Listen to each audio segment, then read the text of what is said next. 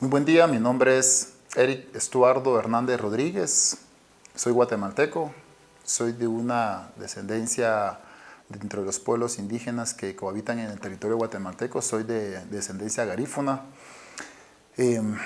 Mis estudios académicos actualmente tengo un doctorado en Administración Pública y Políticas Públicas, una maestría en Gestión Ambiental y Recursos Naturales, una licenciatura en Gestión Integral de Riesgo y una licenciatura en Administración Pública.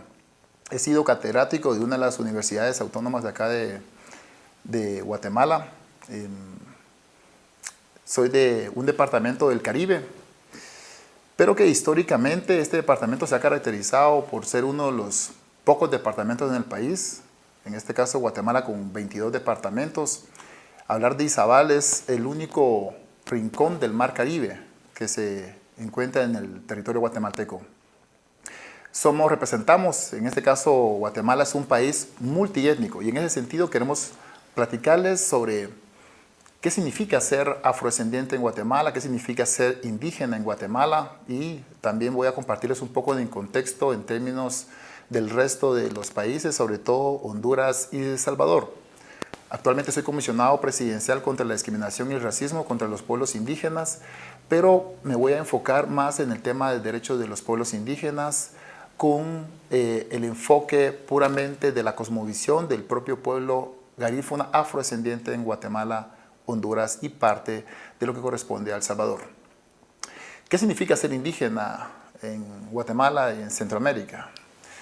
A partir de los derechos en este caso de los derechos humanos, pero sobre todo partiendo de los derechos culturales, las poblaciones indígenas que ha caracterizado gran parte del territorio guatemalteco con una diversidad cultural que en este caso se contextualiza a ser que es un país multiétnico. Y en ese sentido quiero compartirles qué significa ser un país multiétnico.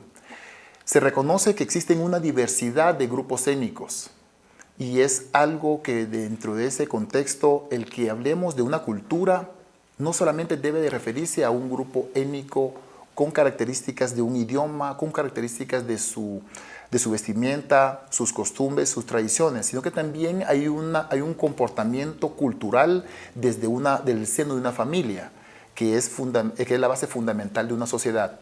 Desde ahí nace un aspecto cultural y la cultura no es estática, es dinámica. Y este dinamismo que encierra la cultura es influenciada lamentablemente, porque hay factores positivos y negativos, pero ese dinamismo que hace que la cultura no sea estática, sino que sea dinámica, es influenciada muchas veces por los medios de comunicación y en ese sentido genera una transculturización hacia ese comportamiento del individuo dentro de una sociedad a partir de sus costumbres, sus tradiciones, desde el enfoque cultural. También en ese sentido, países como Guatemala, Salvador, Honduras, que tienen una diversidad cultural, sobre todo Guatemala, que tiene 22 grupos étnicos de un solo pueblo, que es el pueblo maya. Tenemos el segundo pueblo, que es el pueblo garífuna, con sus características, sus costumbres, sus tradiciones de forma muy particular. Pero también tenemos grupos étnicos como lo es, en este caso, el tercer pueblo indígena de descendencia xinca. Y el cuarto es el pueblo mestizo o ladino. Ese es en el contexto de Guatemala. Sabemos que en la parte de Honduras tenemos 8 grupos étnicos, gran parte, más del 90% de la población de Honduras, con 8.5, 8.6 millones de habitantes que tiene Honduras. Tenemos una fuerte presencia de poblaciones indígenas, pero de hasta un 6% de la población total de Honduras ese 6% lo representa la población indígena, pero también tenemos un 3% de la población garífuna, sobre todo en las partes de las costas del Mar Caribe, en este caso de toda la parte de la costa de Honduras, con aproximadamente 46 comunidades de la población garífuna. Sin embargo, también tenemos una presencia de afrodescendientes, afrocolonos o afrojamaiquinos que llegaron en la época de la Fruit Company en lo que es Honduras. Entonces esto automáticamente aumenta un porcentaje de forma significativa de una población de descendencia africana tanto en Honduras como en Guatemala. Sin embargo, también hay una fuerte presencia de forma significativa en Salvador, que gran parte del mestizaje, que es un 86% aproximadamente de toda la población de El Salvador, con 6.2, 6.5 millones de habitantes, Salvador representa un 86% de una mezcla, de un mestizaje que se ha venido dando a lo largo de su historia entre las poblaciones indígenas, poblaciones de descendencia africana, europea, y hay un 1% de forma significativa de descendencia indígena directamente, que no ha sufrido todavía ese mestizaje, y hay una presencia de forma significativa. Esto es en el contexto de los tres países. En cuanto a Guatemala, cuando hablamos de la multiculturalidad, hay que entender que la multiculturalidad en esa convivencia de las diversidades, de las diversas expresiones culturales, no se ha todavía establecido una armonía, una interrelación. Cuando existe esa interrelación entre expresiones culturales de un grupo étnico y expresiones culturales de otro grupo étnico, cuando empiezan a interrelacionarse desde una cosmovisión de la parte espiritualidad, de la parte de la religión, dentro de la espiritualidad, la parte de la religión, la parte también puramente cultural hacia la parte gastronómica, empieza a generarse esa interrelación social, partiendo de su cultura, se le llama la interculturalidad. Quiero contextualizarlo. El primer punto, reconocer que hay una multiculturalidad.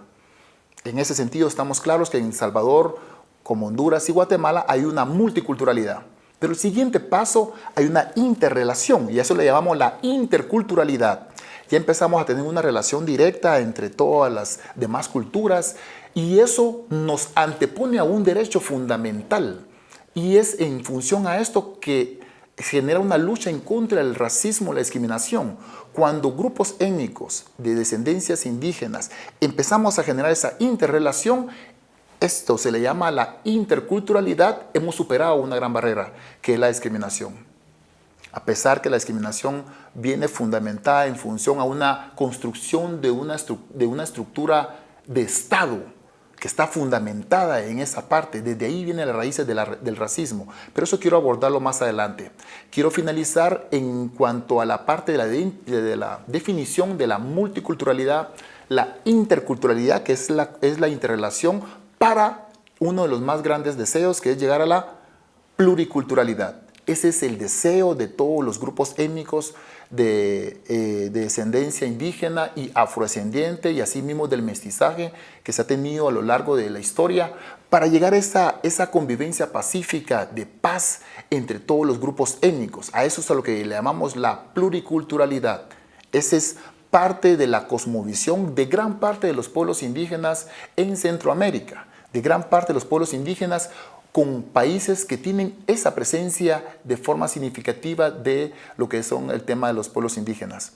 Pero cuando hablamos en un contexto, en un estado en donde existe una fuerte presencia de pueblos indígenas, debemos de reconocer que gran parte de estos países se encuentran en vías de desarrollo. Y en ese sentido, en el enfoque económico, partiendo del quehacer de los pueblos indígenas en sus derechos, parte de los derechos fundamentales de la parte económica, debemos de reconocer que gran parte de estos países, su actividad económica se basa fundamentalmente en una actividad económica de forma que representa una actividad económica informal. Gran parte de su actividad económica es informal, se enfoca en los pueblos indígenas, porque precisamente el dinamismo económico que representa para nosotros como pueblos indígenas es un enfoque totalmente distinto, porque no nos vemos identificados en el quehacer del Estado, porque ha sido un Estado construido bajo otros esquemas, responde a otros intereses. Y en ese sentido, lamentablemente, y quiero contextualizarlo en esa parte, es que el Estado ha construido bajo bases de discriminación y racismo y exclusión, marginación hacia los pueblos indígenas, en contra de los pueblos indígenas. Por lo tanto, gran parte de su economía informal se fundamenta en otro sistema económico. Y es ahí en donde los derechos de los pueblos indígenas juegan un papel sumamente importante, porque estamos claros de que un Estado, en este caso de los tres países, no ha sido construido pensado en esa población de descendencia indígena o afrodescendiente. Ha sido construida, pensada en un Estado excluyente, en una oligarquía que ha construido esa parte. Y teniendo en ese sentido esa relación y ese dinamismo, nosotros como pueblos indígenas empezamos a tener un enfoque distinto.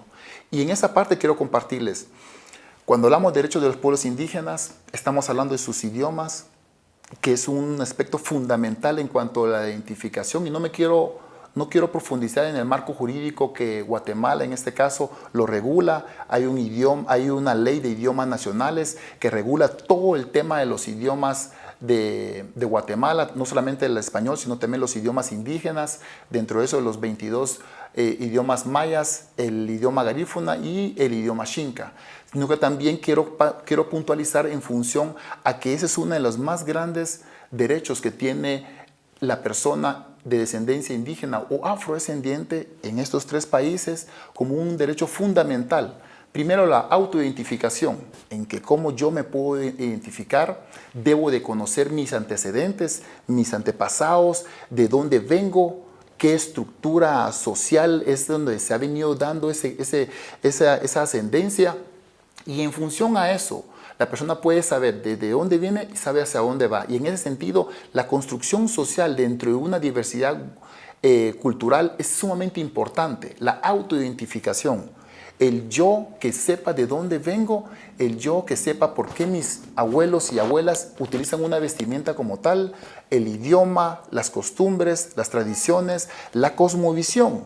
Y dentro de ese derecho fundamental que las Naciones Unidas ha dado a los pueblos indígenas es la autoidentificación, el reconocimiento a su idioma y sus trajes, y en ese sentido gran parte de la legislación de estos países lo respalda, sobre todo Guatemala respalda mucho ese derecho fundamental en que pueda la persona tener el derecho de vestirse como tal, de ser parte de su autoidentificación.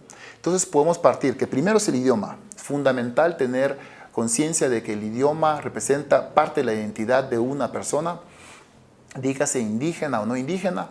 Asimismo, la vestimenta por alguna razón representa esa parte de la expresión cultural, y en ese sentido, desde la parte del pueblo maya, parte de la cosmovisión se plasma en su vestimenta. Ellos expresan su cosmovisión, su estado de ánimo, su expresión hacia la naturaleza, hacia la madre tierra, a través de sus vestimentas, de sus trajes típicos.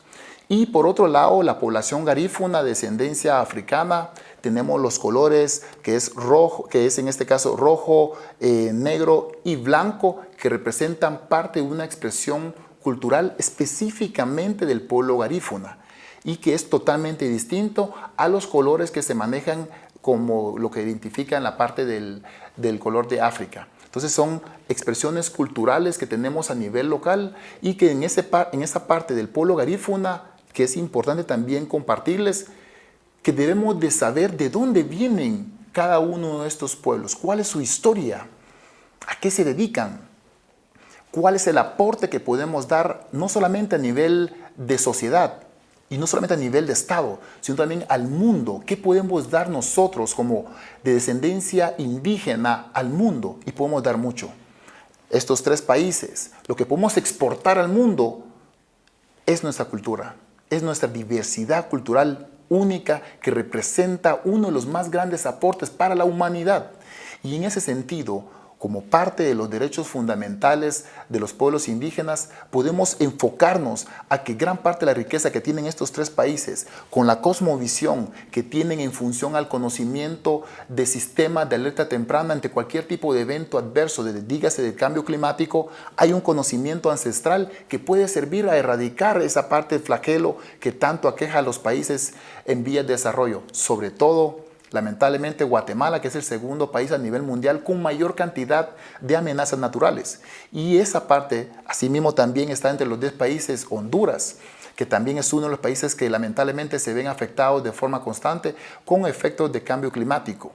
Pero los conocimientos de los pueblos indígenas que están en estos países puede servir a responder en gran parte de los problemas como un sistema de alerta temprana en función a los conocimientos ancestrales. Los derechos constitucionales de cada uno de estos pueblos indígenas representa también un aporte de forma significativa para combatir, por un lado, el tema del cambio climático, pero que también, por otro lado, el tema delincuencial, que lamentablemente seguimos estando entre los 15 países con mayores índices de violencia de asesinatos violentos en el mundo, Honduras y Guatemala. Asimismo también Salvador, que lamentablemente gran parte de su estructura social y entre sus principales problemas está el tema de las maras, del crimen organizado, como también Guatemala lo tiene y como lo tiene Honduras. Pero que también en función al aporte que podemos dar nosotros a erradicar ese tipo de flagelo, el derecho constitucionario en Guatemala se aplica muy bien y lo hemos venido trabajando, y hay un marco jurídico que empieza a generarse para poder darle viabilidad a todo ese proceso y empezar a erradicar todo ese tipo de flagelos que lamentablemente sufren nuestros países. Quiero enfocar ahora en la parte académica. Entiendo que son catedráticos ustedes, que están recibiendo gran parte de la información que algunos expertos de diferentes países están abordándolo con ustedes. Quiero enfocar desde el punto de vista académico, pedagógico, qué podemos hacer nosotros dentro de ese marco de derechos de pueblos indígenas. Debemos de reconocer primero que cuando identificamos a un grupo étnico dentro de la escolaridad, que como parte del crecimiento del acervo cultural de esa persona, de ese joven, de ese niño, de ese adolescente, representa el principal aporte que pueden dar no solamente los padres de familia, sino el catedrático, a través de generar acciones que permitan la autoidentificación. Es importante reconocer que hay una diversidad cultural y que la diversidad cultural es la mayor riqueza de la humanidad, dándole sus elementos esenciales que pueda escudriñar su historia, el por qué yo me he visto como tal, el por qué yo tengo este color, el por qué mi cabello es de esta forma, el por qué mi expresión, por qué mis padres, por qué mis abuelos se comportan de esta forma u otra. Eso va a permitir a que el niño empiece a escudriñar de dónde viene. Va a empezar a tener un acercamiento sobre su historia, y ese es uno de los más grandes tesoros que catedráticos como nosotros podemos darle a los estudiantes. Estamos construyendo el futuro de cada uno de estos países a través de esos niños. Pero lo más importante es la identificación, y en ese sentido hay que reconocer que parte del flagelo que sufre gran parte de nuestros países es que pretendemos adoptar una acción que no ha sido la correcta. En la década de los 60, 70 y 80, gran parte de los antropólogos, lamentablemente, generaron una investigación y una tendencia de un cambio, de un comportamiento inusual hacia los pueblos indígenas en estos tres países. Hablaban de la alta cultura y la baja cultura. Y en ese sentido, generó una situación que afectó de forma directa a los pueblos indígenas. Lamentablemente venimos arrastrando esa ideología de pensar de que hay una alta cultura, sobre todo una alta cultura occidental, en donde influye a través de los medios de comunicación como parte de una transculturización la autoidentificación. ¿Por qué? Porque empezamos a generar un sistema de modismos dentro de un individuo que claramente tiene un origen étnico y que lamentablemente quiere ser aceptado en otra condición social en donde no es esa persona, donde se pierde su autoidentificación y adopta otra autoidentificación que no es necesariamente la más idónea. Y esa construcción social, partiendo sobre todo lamentablemente de sistemas sociales, económicos, culturales, ha ido cambiando esa tendencia, y gran parte de nuestras poblaciones indígenas tienden a perder sus trajes, tienden a dejar de hablar su idioma como parte fundamental de uno de los principales derechos humanos, que es la autoidentificación, y es el idioma, y es sus trajes y sus costumbres, sus tradiciones, y sobre todo su cosmovisión se va perdiendo en la historia del tiempo. Y en ese sentido se genera un sistema. Por lo tanto, quiero compartirles que ya en las últimas investigaciones recientes se ha comprobado que no existe una alta cultura. No existe una alta cultura ni una baja cultura. Lamentablemente, cuando se dio en esas décadas esa clasificación de alta cultura y baja cultura, la baja cultura eran los pueblos indígenas. La baja cultura era todo lo negativo. Y en ese sentido, la sociedad que se fue desarrollando en esa concepción ideológica fue perdiendo gran parte de su identidad, y sobre todo influenciados no solamente por los medios de comunicación, sino también la emigración que se fue dando del área rural a áreas urbanas, a ciudades o a otros países, también fue generando esa influencia de una transculturización y que hoy en día lamentablemente hemos perdido, gran parte de la sociedad ha perdido su autoidentificación. Y eso afecta de forma directa, afecta el comportamiento, afecta la concepción ideológica, porque quiero compartirles y porque es importante saber de dónde venimos. Tanto en la cultura maya como en la cultura afrodescendiente, nacemos bajo una concepción de la cosmovisión espiritual. Nacemos con dones, con ciertos dones, ciertas capacidades, ciertas virtudes espirituales y que lo que es el mundo material nos permite materializar el quehacer de cada uno de nosotros. Hay buyei, que en este caso son medium o sacerdotes indígenas o sacerdotes garífunas o afrodescendientes, pero que lamentablemente en ese ítem del tiempo de la falta de autoidentificación se pierde ese gran aporte para la humanidad. Hay personas que nacen con la capacidad de poder sanar con las manos, pero como se pierde la autoidentificación, se pierde también esa capacidad de conocimientos. Por esa razón, en algún momento dado, el individuo se cuestiona a sí mismo cuál es la razón de mi vida, cuál es la razón de estar en una sociedad tan heterogénea, pero que representamos una virtud sumamente importante de aporte a la humanidad, sobre todo si sabemos de dónde venimos. Por esa razón es importante que el catedrático, a pesar que está dentro de un contexto muy complejo en función a la cosmovisión de los pueblos, sin embargo lo rescata muy bien los derechos humanos. Y en ese sentido, dentro de los derechos humanos, es fundamental que el catedrático inste, motive al estudiante a que empiece a investigar de dónde viene, o que empiece a generar las herramientas necesarias para que el estudiante empiece a generar su propia investigación y genere su autoidentificación y en función a eso generar el reconocimiento dentro del seno de un ambiente escolar en que puedan identificarse y empezar a dar a conocer que esa parte es lo más valioso de la humanidad. La diversidad cultural dentro de todas sus expresiones, dentro de toda su cosmovisión, dentro de la parte espiritualidad, que son parte fundamental de los derechos humanos que las Naciones Unidas han impulsado y han reconocido que es uno de los más grandes aportes para la humanidad. Que podamos promover y reconocer esa diversidad cultural a partir de su concepción ideológica espiritual sobre qué significa un árbol. ¿Qué significa un bosque? ¿Qué significa una montaña? Sobre qué significan los elementos fundamentales que nuestro entorno nos da. Y en función a eso podemos erradicar muchos problemas. El tema ambiental, la contaminación ambiental, el por qué generamos un impacto negativo al ambiente, porque no sabemos qué importante es el ambiente. No reconocemos que para las cosmovisiones de los pueblos indígenas, un árbol tiene un sentimiento, el agua tiene sentimientos, el bosque tiene sentimientos y nos habla de diferentes formas. Pero eso solo lo podemos entender cuando sabemos de dónde venimos, cuando sabemos qué significa ser garífuna, ser afrodescendiente o ser indígena.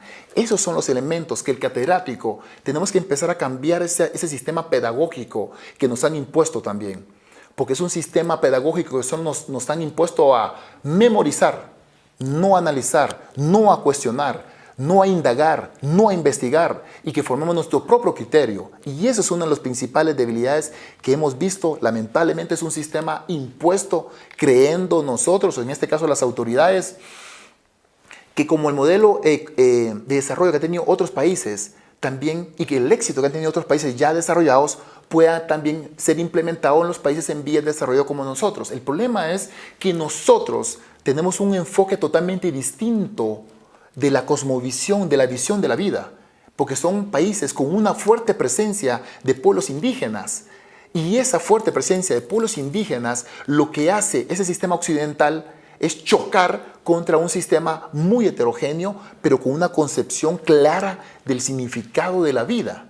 Y es por esa razón que generamos de forma constante esos choques.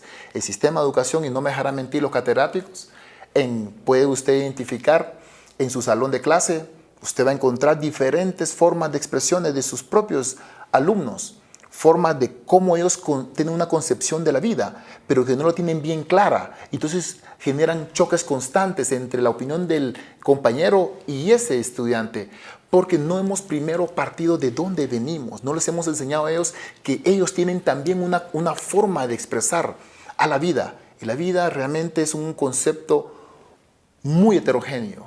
De los mismos pueblos indígenas tienen su propia concepción de la vida y eso tenemos que respetarlo. Son parte fundamental de esos derechos humanos enfocados a los derechos de los pueblos indígenas. Hay grandes luchas y hay muchas herramientas y podía contextualizarles desde el 169 de la OIT hasta lo que son las constituciones de cada uno de nuestros países. Pero no quiero encerrarme ahí, quiero contextualizar en la parte más pragmática de qué significa los derechos humanos a partir de los derechos de los pueblos indígenas sobre su concepción. Conocer como catedrático de que a los pueblos indígenas, principalmente de descendencia maya, es una falta de respeto que un catedrático le ponga la mano a un niño en la cabeza, porque para ellos la parte espiritual y el alma está acá en la cabeza. Y eso para ellos es una falta de respeto, pero no lo podemos saber porque no hemos entendido qué significa ser maya para ellos, o qué significa ser afrodescendiente para la otra parte. A partir de que empecemos como catedráticos, que también es hay que desaprender para poder aprender qué significa ser indígena en estos tres países, vamos a empezar a entender un concepto totalmente distinto. Vamos a empezar a ver de que los indígenas, en este caso de descendencia maya o afrodescendientes, su forma de aprender mucho más rápido, pedagógicamente comprobado, es más en la convivencia, es más en que generen su propia imaginación, su propia concepción de lo que les rodea. Y a partir de ahí generan mayores opiniones, de mucha más construcción, porque traen en sí toda la experiencia en su sangre de años de vida y que los abuelos han heredado en cada uno de ellos. Pero lamentablemente chocamos entre un modelo educativo y nosotros, que lamentablemente como catedráticos muchas veces desconocemos por qué ese alumno se comporta de esa forma. Es importante materializar la práctica de los derechos humanos. Más que una teoría, es enfocarlo a qué significa el derecho a la libertad y a la igualdad. Un ejemplo muy importante, porque en ese sentido ellos van a poder entender y van a poder exigir sus derechos en cualquier momento y en cualquier espacio, no solamente en el presente, sino también en el futuro. Y empezamos a cambiar el círculo vicioso de que lamentablemente gran parte de los alumnos hasta una cierta edad escolar tienden a salirse de las escuelas y a generar otro tipo de comportamiento en un grupo que lamentablemente ellos consideran que lo están aceptando y que rechazan a sus familias, y esos grupos a los cuales están aceptando se vuelven o conocidos como maras. Entonces ahí hay un choque ideológico a partir de la falta de la concepción de dónde venimos, porque en ese sentido construimos esa parte de dónde venimos, generamos esa visión hacia dónde van, hacia dónde estamos encaminando el futuro de nuestros países en esa parte. Quiero, para finalizar, compartirles un pensamiento de Eduardo Galeano. Dice que la justicia es como una serpiente, solo muerde a los de pies descalzos. Y en ese sentido hay que reconocer que la justicia en gran parte de nuestros países se ven violentados los derechos de los pueblos indígenas, sobre todo en Salvador, Honduras y Guatemala, porque tienen una fuerte presencia de pueblos indígenas, pero que han sido olvidados a lo largo de la historia. Las mismas legislaciones de nuestros países no están realmente enfocados o respondiendo a la realidad de la diversidad cultural. No estamos construyendo una sociedad con esos valores culturales para que en la manera de lo posible podamos pasar del subdesarrollo a un verdadero desarrollo, no económico, sino un verdadero desarrollo humano, que es ahí donde deberíamos de estar enfocándonos y no tanto a la parte económica. Guatemala tiene una de las mejores legislaciones en materia de política macroeconómica, el primero en Centroamérica con una de las mejores economías y así mismo en las remesas, pero es uno de los países más desiguales del mundo en cuanto a su distribución de riquezas. Lamentablemente el 60% del Producto Interno Bruto está en manos de 256 personas. Eso es desigual. La brecha de la desigualdad es la que tenemos que luchar para empezar a cambiar esa concepción ideológica del sistema económico, porque más importante es el sistema humano, es a donde queremos llevar a nuestros conciudadanos. Así que muchas gracias, ha sido un placer para mí el poder dirigirme a ustedes. Esperamos que esto les haya servido de mucho para que en la manera de lo posible podamos entender qué significa ser indígena en países como Honduras, Salvador y Guatemala, ante esa realidad que tanto lo vivimos, pero que deberíamos de cambiar un poco más esa concepción. El que tengamos una riqueza económica no quiere decir que seamos realmente felices. La felicidad es el camino por el cual nos conducimos, y la convivencia es la forma en cómo nosotros interactuamos con nuestro entorno y con nuestros connacionales, y a partir de eso estamos construyendo una verdadera sociedad. Muchas gracias.